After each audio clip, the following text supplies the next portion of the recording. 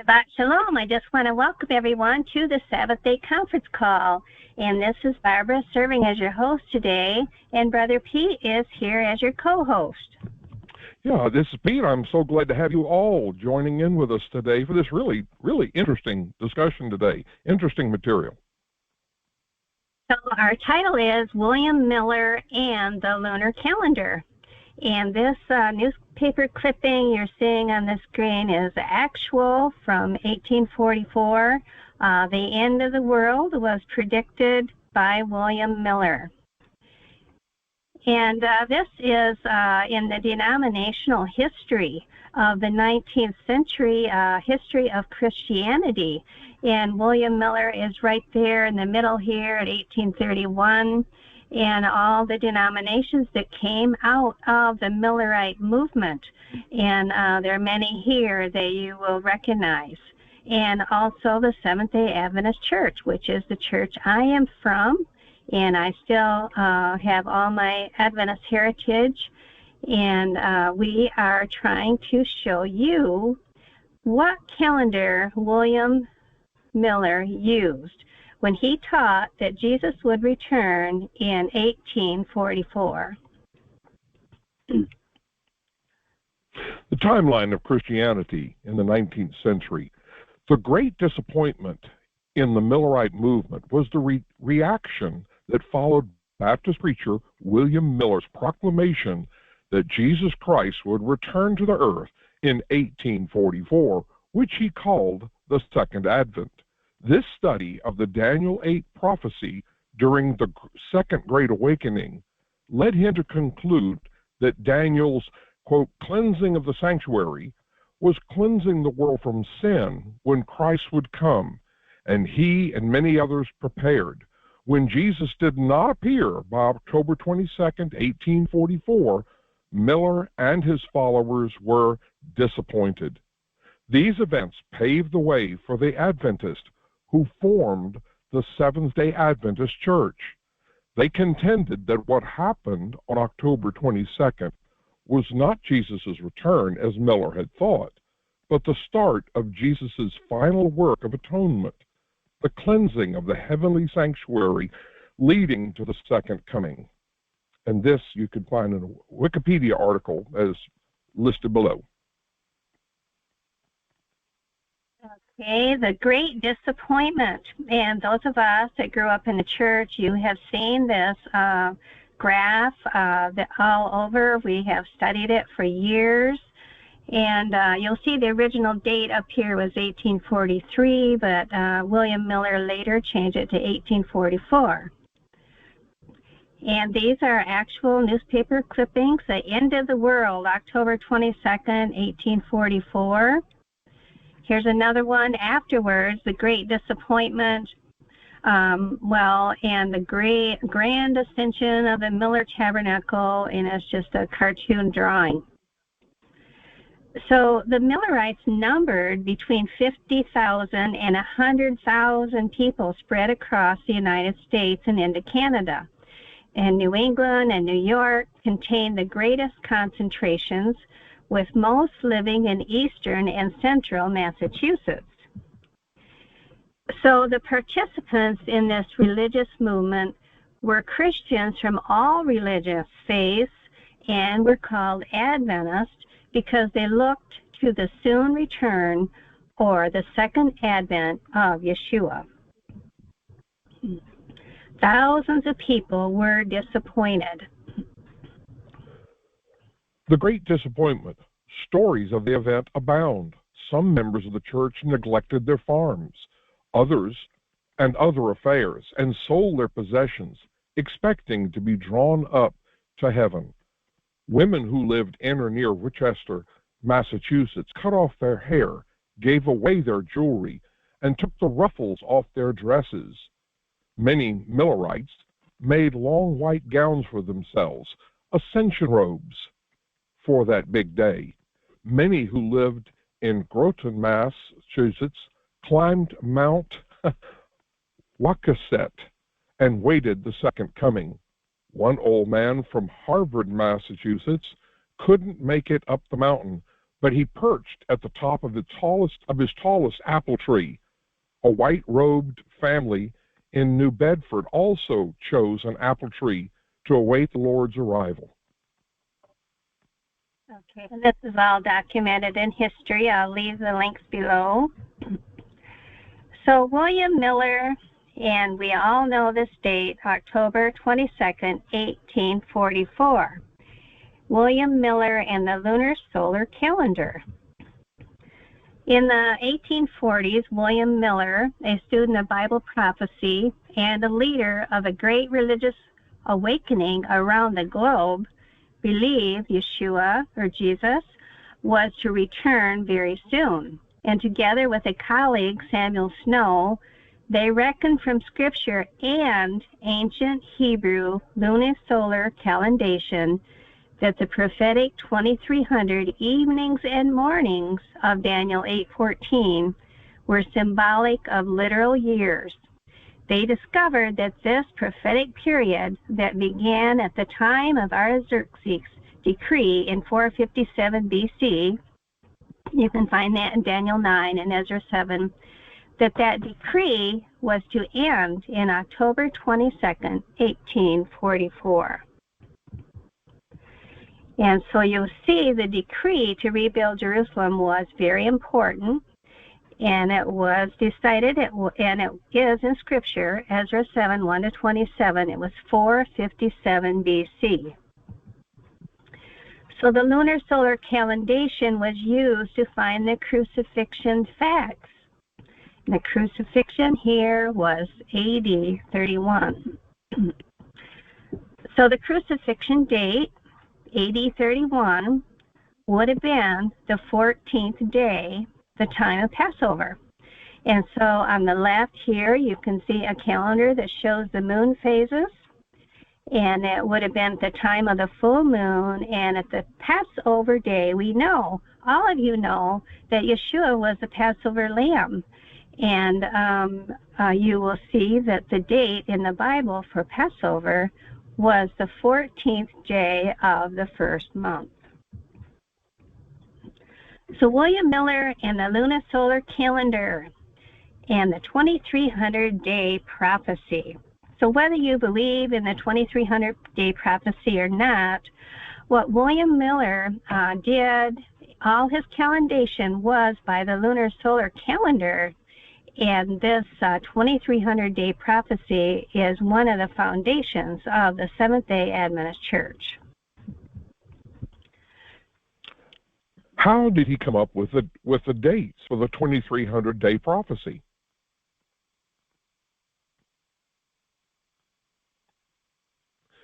As far back as April 1843, and then in June and December of 1843, and in February of 1844, William Miller's associates came to a definite conclusion.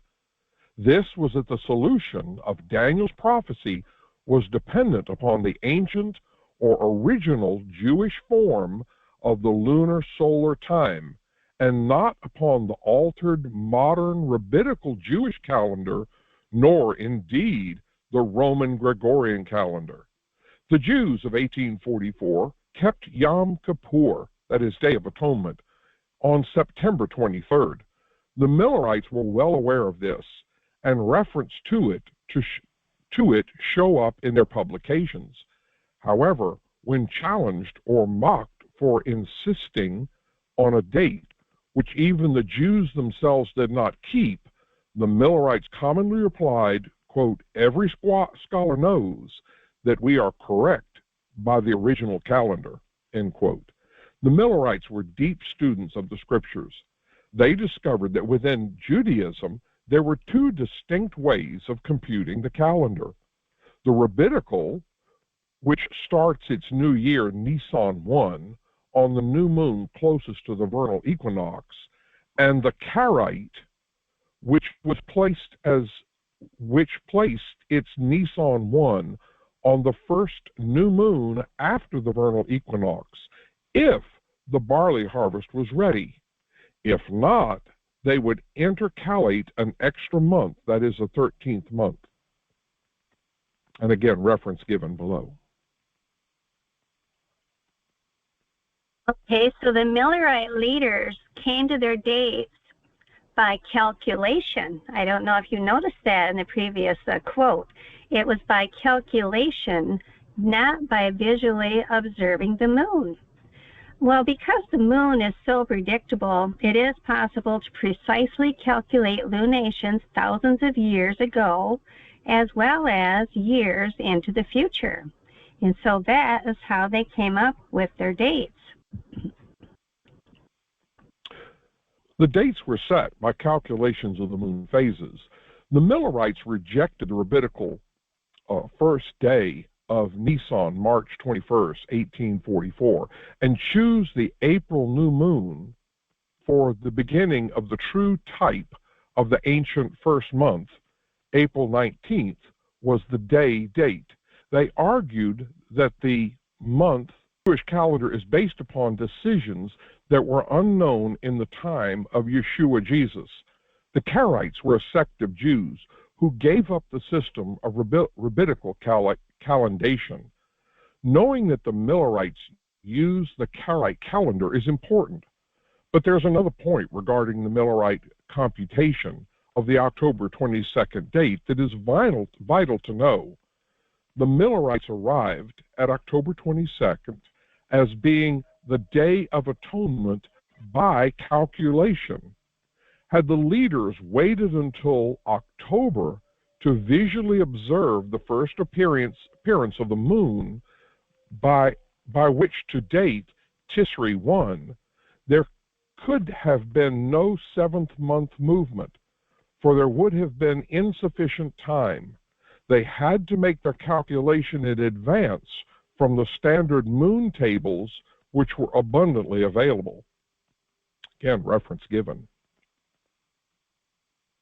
So William Miller and the seventh month movement. The seventh month movement. The date of October 22nd, being the end date of the 2300-year prophecy, was first announced by Samuel Snow on July 21st, 1844.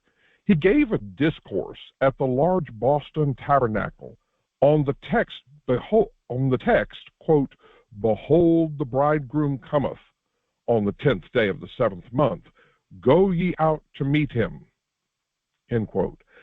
However, it was not until the camp meeting held at Exeter, New Hampshire, August 12th through 17th, that the message really took hold. At this camp meeting, Snow gave 3 sermons. The first was on the 1844 ending of the great prophetic time periods. The second was on the Mosaic sanctuary service types and their antitypical fulfillment in the Christian dispersion. The third was on the date of Yeshua's crucifixion in the midst of the 7th prophetic week, which therefore brought an end of the 70 weeks in the 7th month of AD 34. And in consequence, the close of the 2300 years would similarly extend to the 7th month of 1844, which was equated largely to the month of October. From this revival comes the name Seventh Month Movement. So October 22nd, 1844. This revival was referred to as the Seventh Month Movement, as Brother Pete just said.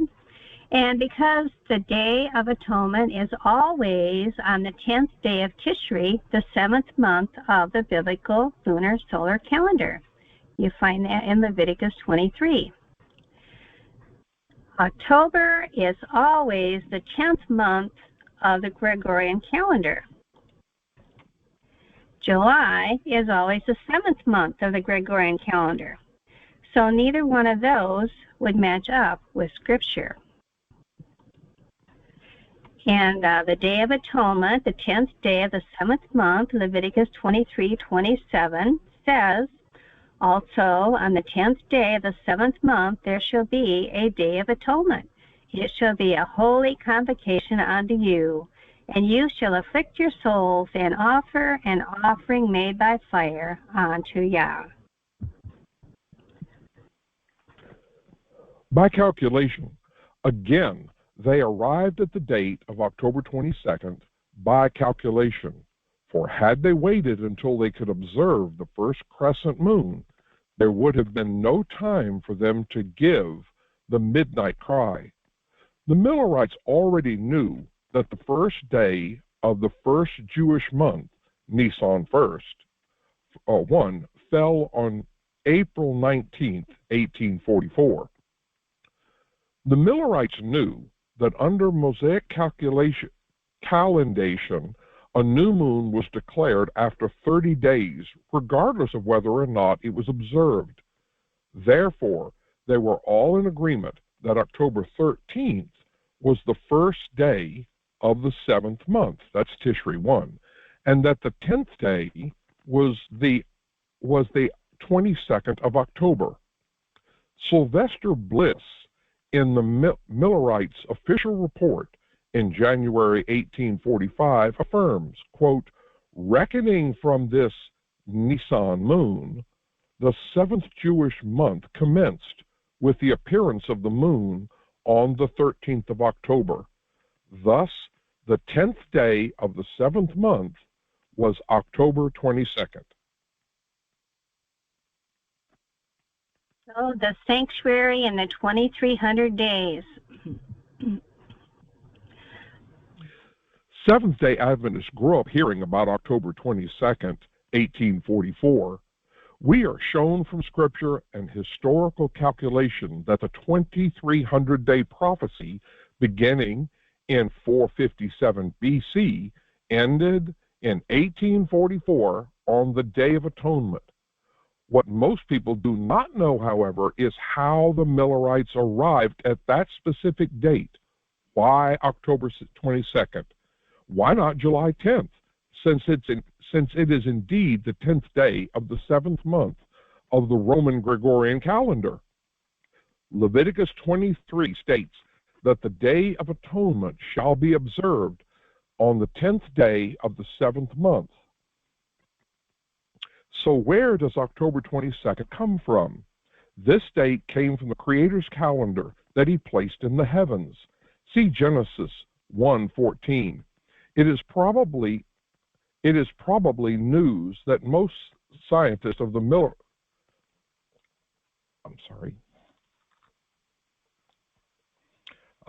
that most Adventists that the Millerites did not use a Gregorian calendar to establish the Day of Atonement for 1844.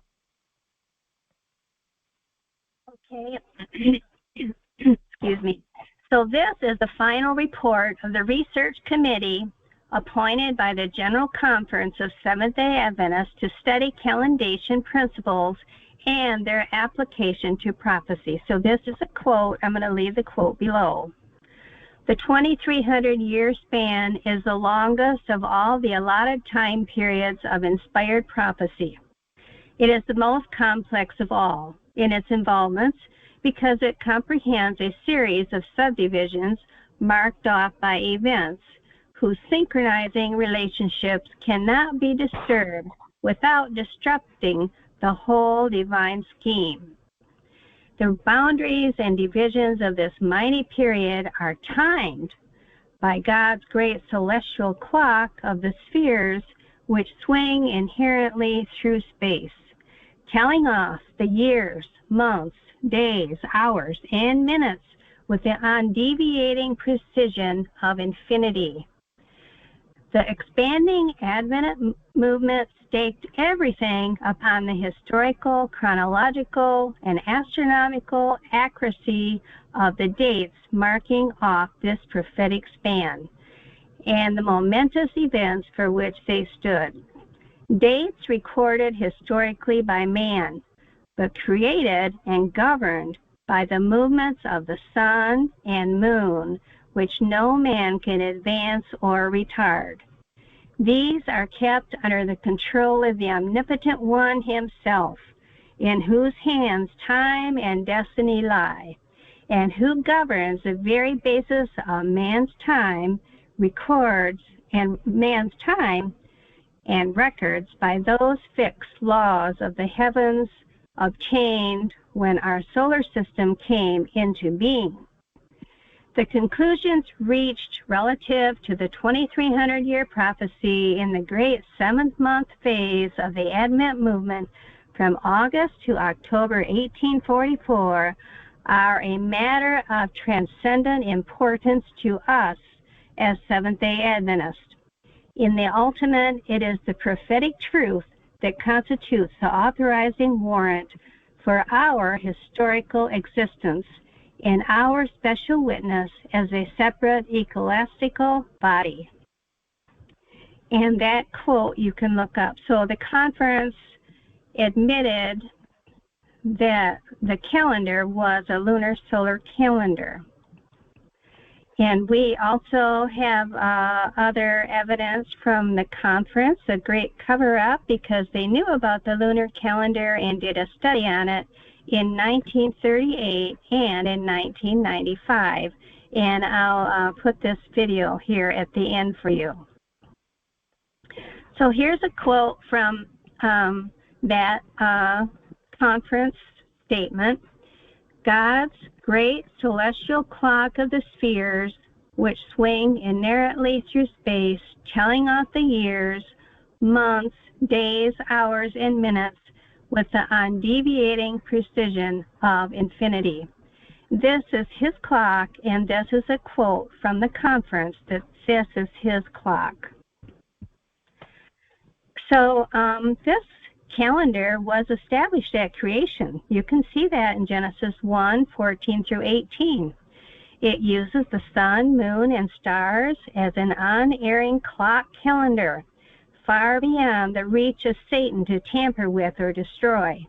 This calendar establishes the appointed times when Elohim's people are to assemble together for worship, his moedim, or seasons. And you can see this in Genesis 1:14, Exodus 12:2, Leviticus 23, and Psalms 104:19. So I hope to access more information about the celestial clock in the heavens, our Father's calendar. Go to our website, lunarsabbathday.com. So please like if this is a blessing to you and share it with your friends that love Yeshua.